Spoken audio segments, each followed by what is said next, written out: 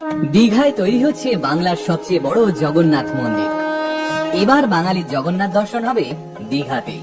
দীঘা স্টেশনের পাশেই 150 কোটি টাকা খরচ করে তৈরি হচ্ছে বাংলার এই সুবিশাল জগন্নাথ ধাম। কিন্তু কবে থেকে খুলবে এই মন্দির, ঠিক কত তারিখে এখানে স্থাপন করা হবে জগন্নাথ দেবকে, চলুন সবটা জেনে নিই আজকের এই ভিডিওতে। দীঘার বুকে তৈরি হয় এই জগন্নাথ মন্দিরটি হুবহু পুরীর জগন্নাথ দেবের মন্দিরের আদলেই গড়ে তোলা হবে। মন্দিরটির উচ্চতা হবে 65 মিটার বা 213 ফুট, যা পুরীর জগন্নাথ দেবের মন্দিরের প্রায় সমান। প্রায় 20 একর জায়গা জুড়ে তৈরি হবে এই মন্দির, যা পরবর্তী হাজার হাজার বছর ধরে ঠিক এভাবেই প্রতিষ্ঠিত থাকবে। রাজস্থানের বাঁশি পাহাড় থেকে বিশেষ বেলে পাথর আনিয়ে তৈরি করা হচ্ছে সুবিশাল এই মন্দির। এবার থেকে প্রতি বছর রথযাত্রার দিন দীঘাতেই বিরাট বড় করে উৎসব হবে। রাস্তায় নামবে জগন্নাথ, বলরাম এবং সুভদ্রার রথ। দীঘার ঝাউবন পেরিয়ে এখন যে ছোট জগন্নাথ মন্দিরটি রয়েছে, ওটাকে প্রতীকী মাসির বাড়ি হিসেবে চিহ্নিত করা হবে।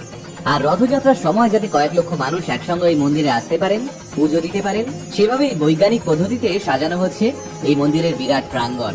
এত বছর ধরে জগন্নাথ দেবের দর্শন করতে হলে বাঙালিদের ছুটে যেতে হতো আমাদের পাশের রাজ্য ওড়িশার পুরী ধামে। কিন্তু পুরী যাওয়া মানেই মোটামুটি 3-4 দিনের ব্যাপার। অফিসে ছুটি জোগাড় করা, আগে থাকতে ট্রেনের টিকিট কাটার পাশাপাশি পকেটেও বেশ খানিকটা টান পড়তো সকলেরই। কিন্তু এবার মাত্র কয়েক ঘন্টা পথ অতিক্রম করে দীঘা পৌঁছলেই জগন্নাথ দর্শন থেকে সমুদ্র স্নান সবই সেরে নিতে পারবে বাঙালিরা। আবার চাইলে দিনের দিন ফিরেও আসতে পারবে বাড়িতে। গত 2019 সালে দীঘা পরিদর্শনে গিয়ে মুখ্যমন্ত্রী মমতা বন্দ্যোপাধ্যায় ঘোষণা করেন, দীঘার বুকে তিনি একটি জগন্নাথ মন্দির গড়ে তুলতে চান।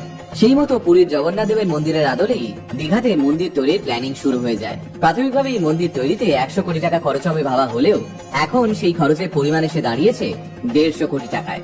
এই মন্দিরটি নির্মাণ করছে যে সংস্থা, তার নাম হিডকো। কিন্তু দীঘা স্টেশনের পাশে ঠিক কোথায় তৈরি হচ্ছে এই মন্দির, সেটাও বলে দিচ্ছি আপনাদের। ট্রেন ধরে দীঘা স্টেশনে নামার পর আপনারা বাঁদিকে গেলেই দেখতে পাবেন দীঘা লারিকা হলিডে ইনের পাশেই প্রতিষ্ঠিত হচ্ছে এই জগন্নাথ দেবের মন্দির। এই মন্দিরের রক্ষণাবেক্ষণের দায়িত্বে থাকবে দীঘা শঙ্করপুর ডেভেলপমেন্ট অথরিটি।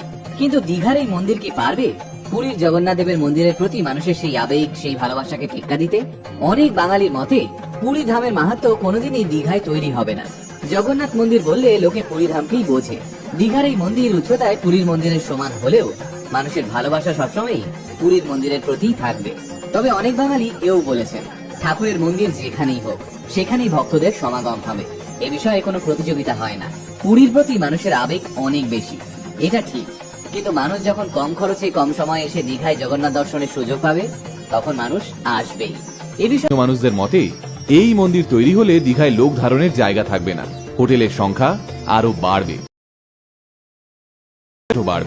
কিন্তু ঠিক কবে খুলতে চলেছে জগন্নাথ দেবের এই মন্দির? শোনা যাচ্ছে 2024 সালের জানুয়ারিতে অযোধ্যার রাম মন্দির উদ্বোধনের কিছুদিনের মধ্যেই, অর্থাৎ রথযাত্রার আগে আগেই খুলে যাবে বাংলার সবচেয়ে বড় এই জগন্নাথ মন্দির। তাহলে সামনের বছর রথযাত্রায় আপনারা কোথায় যাচ্ছেন, দীঘা নাকি পুরী?